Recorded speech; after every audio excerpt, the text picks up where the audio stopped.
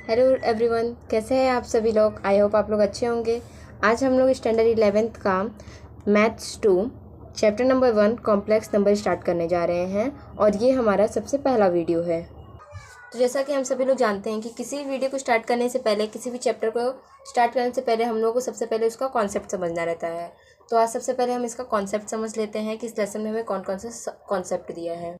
जैसे कि आप यहाँ पे देख सकते हैं कि मैंने यहाँ पे इसको ना रफ फिगर में मैंने आपको दिखा दिया है कि यहाँ पे क्या दिया हुआ है कि हमारे पास कॉम्प्लेक्स नंबर जो होते हैं ना, ये हमारे तो लेसन का ही नाम है। तो नंबर मतलब क्या, तो नंबर जो होते हैं they are further divided into the two parts. One is the real number and second one is the imaginary number. Then the real part is also further divided into the two parts, that is a rational number and irrational number. जैसे मैंने यहाँ पे आप लोग को दिखाया कि imaginary number यानी कि जो अंडर रूट, जैसे मैंने यहाँ पे लिखा है कि अंडर रूट -5, तो इसका मतलब क्या है कि अंडर रूट में 5 मल्टीप्लाई पे -1 हो रहा है। ठीक है, वही बोल सकते हो 5 वन ज़ा 5 और यहाँ माइनस लिखे, दैट मीन्स द -5, एक ही बात है। बट इससे पहले आपको समझना पड़ेगा ना कि जो -5 जो होता है अंडर रूट, उसका वैल्यू हमेशा आई रहता है।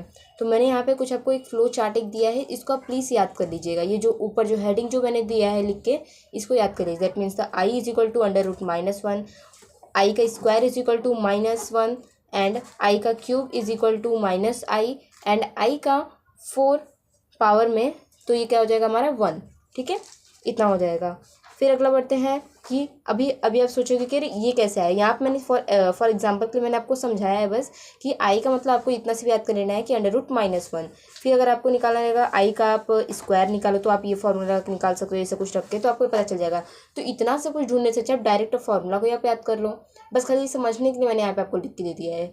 ठीक है, यहाँ पे मैंने लिखा है z is equal to 3 + 5i। अब z मतलब क्या, z मतलब क्या, हमारा कॉम्प्लेक्स नंबर। कॉम्प्लेक्स नंबर जो होता है वो जनरली क्या होता है, z is equal to a + bi होता है। ठीक है, अभी ये देखो कि z मतलब आपने तो समझ लिया हाँ कि ये कॉम्प्लेक्स नंबर है और यहाँ पे a है और bi है। ठीक है, और मैं आपको ये बोलती हूँ ना कि इन दोनों को जोड़ने पे इसका फॉर्मूला बनता है। लेकिन आप ये मत सोचिएगा कि यहाँ पे से z है तो यहाँ पे मान लीजिए इज इक्वल टू, यहाँ पे a की जब मान लो 5 की वैल्यू, आपको a की वैल्यू जो है आपको 5 मिली है। ठीक है, और जो बी आई जो है ये जो है इसकी वैल्यू आपको नहीं पता है, मान लेते हैं यहाँ पे फिलहाल 1 है, तो आप ये मत करना 5 1 ये हो जाएगा 6i। No, that is a wrong, इसको हम नहीं जोड़ सकते बिकॉज यहाँ पे आई है और यहाँ पे आई नहीं है। ठीक है, दोनों ही अलग अलग नंबर्स हैं। आप लोग की किताब में कुछ बहुत ही इंपॉर्टेंट चीज़ें दी गई है, मैं चाहती हूँ कि आप लोग भी मेरे साथ उसको अंडरलाइन करें। जैसे कि ये आई है, तो आई मतलब क्या होता है, तो मैंने आपको बता दिया कि आई का वैल्यू जो है उसका मतलब होता है अंडर रूट -1। बट ये जो आई जो है ये आया कहाँ से है, ये ग्रीक का वर्ड, एक ग्रीक है, एक एक लैंग्वेज एक है, वहाँ से आया है, जिसका मतलब होता है ओइटा, और जिसको हम क्या कहते हैं, इमेजिनरी यूनिट कहते हैं, और क्या कहते हैं उसको, इमेजिनरी नंबर। दो नाम से उसको रिप्रेजेंट करते हैं। तो आप इन दोनों चीज़ों को अंडरलाइन कर दीजिएगा। ठीक है, फिर अगला बढ़ते हैं। अगला क्या है कि इसको सबसे पहले किसने इंट्रोड्यूस इसने करवाया था, तो Swiss mathematician, that means the Leonard Euler. ये जो थे, ये एक मैथमेटिशियन थे जिन्होंने आई का मतलब क्या, Oita, that is a imaginary unit and imaginary number को इन्होंने सबसे पहले इंट्रोड्यूस करवाया था। अगला दिया है कि हमारा इमेजिनरी नंबर में क्या है कि जो बी आई जो होता है ना, वो क्या होता है, बी होता है हमारा क्या होता है, बिलोंग होता है। ये जो होता है ना ई बना के ऐसे, इसका मतलब होता है बिलोंग्स। आप चाहो तो पेंसिल से लिख सकते हो वहाँ पे कि बिलोंग्स टू आर, मतलब कि रियल नंबर। ठीक है, बी जो होता है वो बिलोंग्स टू रियल नंबर होता है। बट जो बी जो होता है वो is not possible that B is equal to 0। ठीक है, बी 0 हो ऐसा पॉसिबल ही नहीं हो सकता। और आई जो है वो अंडर रूट -1 होता है, जिसको हम क्या बोलते हैं कि इमेजिनरी नंबर। ठीक है, आप ये समझ सकते हैं। यहाँ देखो जैसे एग्जांपल्स दिए हैं, आप इनको देख सकते हो। और यहाँ पे आपको डेफिनेशन दिया गया है कॉम्प्लेक्स नंबर का, ही मतलब कि जो नंबर बनता है a + ib के फॉर्म में, तो वो जो उसमें जो रहता है a और जो b रहता है, दोनों किस में बिलोंग करता है, r में, that is a real number में। तो i जो रहता है हमारा अंडर रूट -1, तो उसकी वजह से क्या होता है इसके साथ कि आई का जो स्क्वायर जो हम करेंगे -1 हो जाएगा, और इसी को हम क्या कहते हैं, कॉम्प्लेक्स नंबर। और इसको हम लोग किससे डोनेट करते हैं, जेड से, तो मैंने आपको बता ही दिया था। ठीक है, यहाँ पे कुछ इंपॉर्टेंट चीज़ें जो लिखी है आप इसको देख ही सकते हो। फिलहाल यहाँ पे क्या दिया है कि ए जो है, ये तो ये भी आप समझ सकते हो, ए और बी, ए का मतलब क्या होता है और बी का मतलब क्या होता है। तो ए का मतलब यहाँ पे जनरली दिया है कि ए को हम क्या बोलते हैं, रियल पार्ट ऑफ जेड।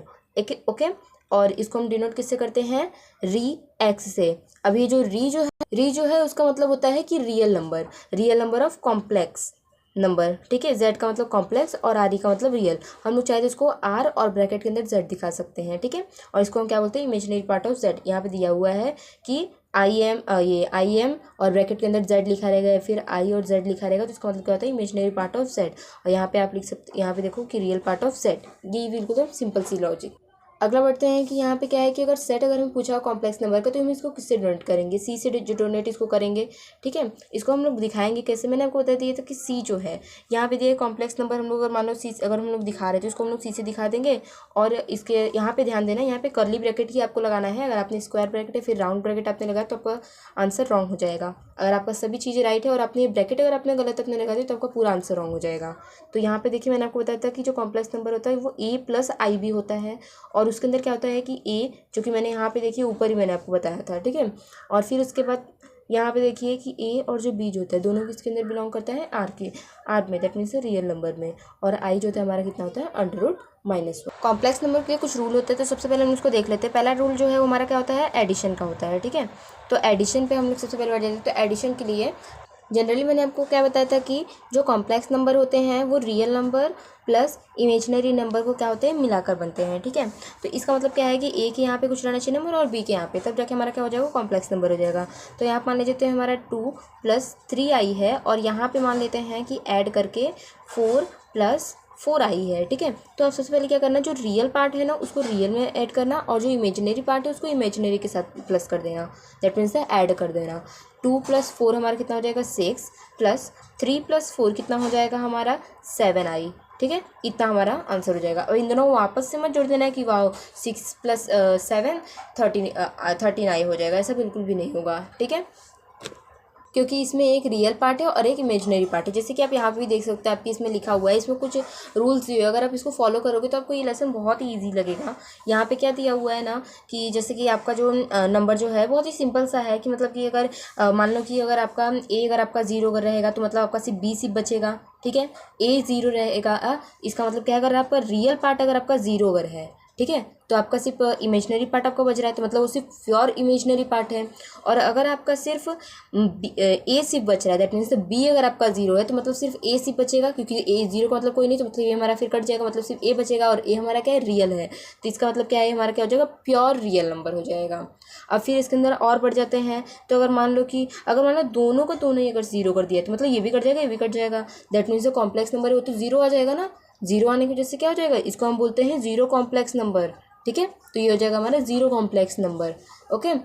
और यहाँ पे मैंने आपको बता दिया था कि मतलब कि और इससे अगर 2 कर दिया है + 3i दिया तो उसको हम ऐड नहीं कर सकते। यहाँ देखो आपको साफ साफ दिखाया गया है। तो अगला हम बढ़ते हैं हम सब्ट्रैक्शन के ऊपर। मैंने पहले से क्वेश्चन था लिख लिया है। यहाँ पे देखिए सब्ट्रैक्शन की तरह मैंने कभी बोला रियल पार्ट को रियल के साथ रखो और इमेजिनरी पार्ट को इमेजिनरी पार्ट के साथ रखो। तो अभी क्या करोगे आप, तो इसके पहले आप ये देखो कि इसके बीच में माइनस है, तो फिर अच्छा एक चीज़ आप लोग को और बताना था कि आप कब समझोगे किसे ऐड करना है, कब उसको सब्ट्रैक्ट करना है। देखो बीच में जो निशान जो है ना इसकी वजह से आपको पता चलता है, हाँ भाई चलो ये 2 ब्रैकेट है, ये माना तो ये हमारा बी है, लेकिन बीच में हमारा सिंबल कौन सा है, प्लस है, दैट मीन्स हमें ऐड करना है। यहाँ पे कौन सा सिंबल है, माइनस का है, दैट मीन्स हमें सब्ट्रैक्शन करना है। अभी मैं और आपको आगे बताऊंगी। फिलहाल यहाँ पे देखिए रियल पार्ट को हम रियल पार्ट के साथ ऐड कर देंगे। इसके पहले हमें यहाँ पे देखिए 5 + 2i लिखना पड़ेगा, ठीक है। इतना लिखने के बाद अब आगे देखिए, यहाँ देखिए माइनस है ना, तो आप माइनस लिखिए और इस ब्रैकेट को जब भी आप हटाओगे माइनस का ना तो ये उल्टा हो जाता है इसका, मतलब कि अगर प्लस है तो माइनस हो जाएगा, माइनस है तो फिर प्लस हो जाएगा। अब क्या करना कि यहाँ देखिए 5 है, ठीक है, -3 है, ओके, + 2i + i है। अब मैं बोलना ये मैंने कैसे लिखा, मैंने रियल पार्ट को रियल के साथ लिखा, इमेजिनरी पार्ट को इमेजिनरी पार्ट के साथ लिखा, ठीक है। 5 - 3 = 2 + 2i और यहाँ पे i है सिर्फ अकेले, दैट मीन्स इसके साथ कुछ नहीं तो 1 है, ठीक है। तो 2i + 1i = 3i, ये हो जाएगा हमारा आंसर। अभी मैं यहाँ पे बात करूँ तो इसका मैं बोलती हूँ कॉन्जुगेट नंबर। तो कॉन्जुगेट का है कि कॉन्जुगेट नंबर में इसमें बहुत ही सिंपल सा लॉजिक है इसके अंदर कि जहाँ पे आपको आई दिखे ना सिर्फ उसको सिर्फ प्लस कर दो, और मतलब कि सिम्बल्स का चेंज कर दो। मतलब अगर आई के साथ अगर प्लस है तो माइनस कर दो, माइनस है तो प्लस कर दो। जैसे आप यहाँ पे देखो -4 आई है तो इसको क्या कर दिया इसने यहाँ पे +4 आई है तो यहाँ पे क्या कर दिया माइनस कर दिया। यहाँ पे देखिए 7 आई है पर ये प्लस में, यहाँ पे जाके माइनस हो जाएगा। यहाँ पे आई नहीं है ना तो वो सर बच्चे लोग इसमें चेंज कर देते हो, नहीं ऐसा नहीं करना है आपको। आई नहीं है तो इसको बिल्कुल सेम टू सेम लिख देना है। वैसे ही यहाँ पे देखिए 5i है, ठीक है, वो भी प्लस में है, कुछ नहीं है तो मतलब प्लस है, ठीक है। यहाँ जाएगा तो ये माइनस हो जाएगा। यहाँ पे देखिए i है क्या किसी के साथ, नहीं, तो ये बिल्कुल सेम आ जाएगा एज इट इज़। यहाँ पे देखिए 5 जो है इसके साथ i है, दैट मीन्स इसके सामने क्या है, प्लस है, तो इसका मतलब क्या हो जाएगा, इसके सामने माइनस हो जाएगा। ये था हमारा कॉन्जुगेट का फॉर्मूला। कॉन्जुगेट के साथ ये मैंने आपको एडिशन वगैरह आपको बताई थी।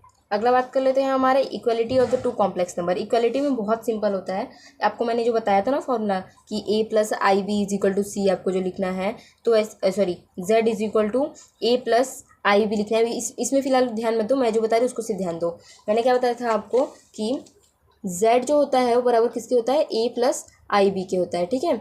इसका मतलब अभी आपको क्या है ना कि यहाँ पे जो वैल्यू जो है ना, यहाँ पे इसके अगला वाला जो होगा ना उसके x के बराबर होगा, उसके y के, नहीं समझा ना, ठीक है। अगला बताती हूँ पहले कि एग्जाम्पल जब आपको बताऊँगी तो उसको आपको ज़्यादा आपको समझेगा। यहाँ देखिए मैंने यहाँ पे आपके किताब में एक क्वेश्चन एक दिया है ऐसे करके कि x plus I Y is equal to 4 plus 3i। मैंने आपको बोला था कि ये वाला इसके बराबर होगा, ठीक है, x वाला x के साथ, y वाला y के साथ, y के साथ i है ना, ठीक है, इसके साथ भी i है, दोनों दोनों बराबर, दैट मीन्स y की वैल्यू 3 आ जाएगी, y की वैल्यू 3 आ गई है, ठीक है। और x जो है यहाँ पे 4 है ना, दैट मीन्स x का वैल्यू 4 हो जाएगा, ठीक है। आप मुझे इसका आंसर आप लोग कमेंट में आप लोग लिख के दीजिए। तो अगर मैंने आपको अगर ऐसे लिख के दिया, ठीक है, और यहाँ पर मैंने मान लीजिए कि मैंने आपको लिख दिया कि 8 प्लस 4i, ठीक है, तो इस वाले में आप लोगों को बताना है कि इसमें से x की वैल्यू कौन सी है, x की वैल्यू कितनी है, ठीक है, और y की वैल्यू कितनी है, ओके। और यहाँ पे मान लीजिए कि यहाँ पे इज इक्वल टू का निशान है, बस इसमें आप लोग मुझे बताइए, तो अगली वीडियो में आपको बता दूंगी, ठीक है। अभी अगला बढ़ते हैं मल्टीप्लिकेशन में। मल्टीप्लिकेशन में हम लोगों को कैसा करना रहेगा ना कि जो ये वाला जो 3 जो है इसको हम लोग को पूरे के साथ मल्टीप्लाई करना रहेगा, और जो 2 जो है इसका हमें इस पूरे के साथ मल्टीप्लाई करना रहेगा। दैट मीन्स इसका इसके साथ और इसके साथ मल्टीप्लाई करना रहेगा, और ये जो 2i जो है इसका इसके साथ और इसके साथ हमें मल्टीप्लाई करना रहेगा। ऐसा कब करना है, जब इसके बीच में जब ये मल्टीप्लिकेशन का नंबर रहेगा तब, ठीक है। अब जैसे 3 3 ज़ा 9 माइनस 3 2 ज़ा 6, ओके, फिर प्लस 3 2 ज़ा 6 माइनस 2 2 ज़ा 4i। इसको आप आगे जब आप सॉल्व जब करोगे तो उसको आपको आंसर मिल जाएगा। यहाँ देखिए स्क्वायर आएगा इसके साथ, क्योंकि यहाँ पे देखिए आई 2 बार हो जा रहा है, ठीक है। यहाँ देखिए प्लस हो गया, माइनस हो गया, तो ये तो कैंसिल हो जाएगा। फिर यहाँ देखिए एक बार देखिए -4, और ये आई का स्क्वायर है। मैंने क्या बताया था कि जो आई जो होता है इसका वैल्यू क्या होता है, √-1 होता है, बट जो आई का स्क्वायर जो होता है उसका वैल्यू क्या होता है हमारा, -1 होता है। ये मैंने आपको पहले ही बता दिया था पहली वीडियो में। -4 × -1, माइनस होकर प्लस हो जाएगा, दैट मीन्स ये हमारा 4 हो जाएगा आंसर यहाँ पे। तो यहाँ पे क्या हो जाएगा हमारा 4, और यहाँ पे देखिए माइनस माइनस करके हमने प्लस किया ना, तो इसमें से बड़ा सिंबल कौन सा है, माइनस का, तो यहाँ माइनस निशान आएगा, पर सॉरी यहाँ देखिए माइनस माइनस बन के +4 हो जाएंगे ना, तो ये यहाँ पे प्लस आ जाएगा, दैट मीन्स 9 + 4 = 30 आ जाएगा हमारा आंसर। इस लेसन के जितने भी बेसिक्स थे आज हमने उसको कंप्लीट किया। अगले वीडियो हम इसका एक्सरसाइज स्टार्ट करेंगे, और आपके सपोर्ट के लिए हमें बस लाइक चाहिए, और आप लोग प्लीज़ आप हमें लाइक दीजिए। हम अपने आपके सपोर्ट के ज़रिए आगे आपको और बेहतरीन तरीके से पढ़ाएंगे। तब तक के लिए टेक केयर, बाय बाय।